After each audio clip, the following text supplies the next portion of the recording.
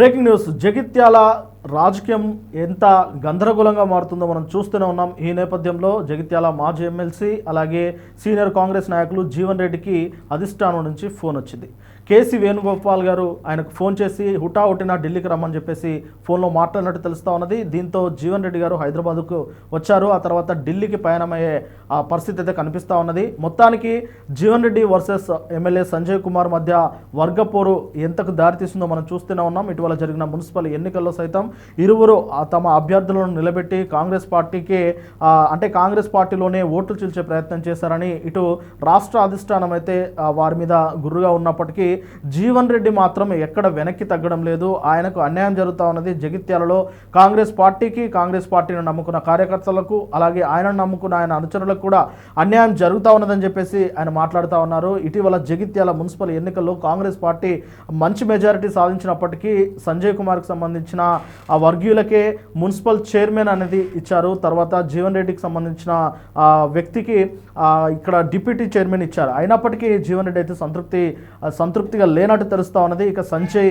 జగిత్యాల కాంగ్రెస్లో ఉన్నంత వరకు కాంగ్రెస్ భ్రష్టు పట్టిపోతూ ఉన్నది. ఆయన రాజకీయ భవిష్యత్తు కూడా అర్థం కావడం లేదు. ఇక తాను రాజకీయాల్లో ఉండాలా, అందులో కాంగ్రెస్లో ఉండాలా లేదా అనే దానిపైన ఆయన విస్తృతంగా చర్చించుకున్నట్లు కూడా ఆయన మదన పడుతున్న సందర్భాన్ని కూడా ఆయన ప్రెస్ వేదికగా తెలియజేశారు. ఈ నేపథ్యంలో ఇక అధిష్టానం ఇప్పుడు ఏఐసిసి అధిష్టానం అయితే జీవన్ రెడ్డి గారికి ఫోన్ చేసింది. అసలు మీ బాధ ఏంది, మీ గందరగోళం ఏంది, జగిత్యాల రాజకీయాల పరిస్థితి ఏంది, ఒకసారి మాకు పూర్తిగా వివరించండి అని చెప్పేసి ఆయన కాల్లో మాట్లాడినట్టు తెలుస్తూ ఉన్నది. వెంటనే హుటాహుటిన హైదరాబాద్కు జీవన్ రెడ్డి గారు వచ్చారు. ఆ తర్వాత ఢిల్లీకి వెళ్ళే పరిస్థితి కూడా కనిపిస్తూ ఉన్నది. ఇక ఆయన జీవన్ రెడ్డి ఢిల్లీకి వెళ్తే ఇప్పుడు ఎవరెవరిపైన ఆయన ఆరోపణలు చేస్తారు, ఆయనకు సపోర్ట్ చేయని వారు ఎవరు, సీనియర్ నాయకులను పక్కన పెడతా ఉన్నారు, ఇప్పుడు వచ్చిన కొత్త నాయకులే ఇప్పుడు కాంగ్రెస్ని మొత్తం చెరపట్టారని చెప్పేసి ఆయన గత కొంతకాలంగా అదే ఆరోపణలు చేస్తూ ఉన్నారు.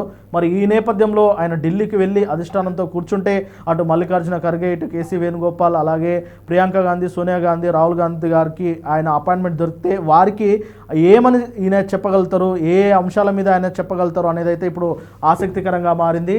మొత్తానికి జీవన్ రెడ్డి గారు ఎవరి మీద నింద వేయపోతారు అనేది అయితే ఇప్పుడు అందరూ ఆసక్తిగా ఎదురు చూస్తూ ఉన్నారు. చూడాలి మరి జగిత్యాల రాజకీయాల్లో ఇప్పుడు జగిత్యాల రాజకీయాలు ఢిల్లీకి చేరాయి. మరి ఢిల్లీకి వెళ్ళిన జీవన్ రెడ్డి గారు ఎవరి మీద ఆయన బండలు వేసే అవకాశం ఉన్నది, ఎవరి మీద ఆరోపణలు చేసే అవకాశం ఉన్నది, ఇటు సీఎం రేవంత్ రెడ్డి గారి మీద ఏమైనా ఆరోపణలు చేస్తారా, లేదంటే పిసిసి అధ్యక్షుడిగా ఉన్న మహేష్ కుమార్ గౌడ్ మీద చేస్తారా, అసలు ఏం చేయబోతా ఉన్నారు, జీవన్ రెడ్డి గారి యొక్క మాటలను అధిష్టానం ఏ మేరకు విశ్వసిస్తుంది అనేది అయితే ఇప్పుడు ఆసక్తికరంగా మారింది.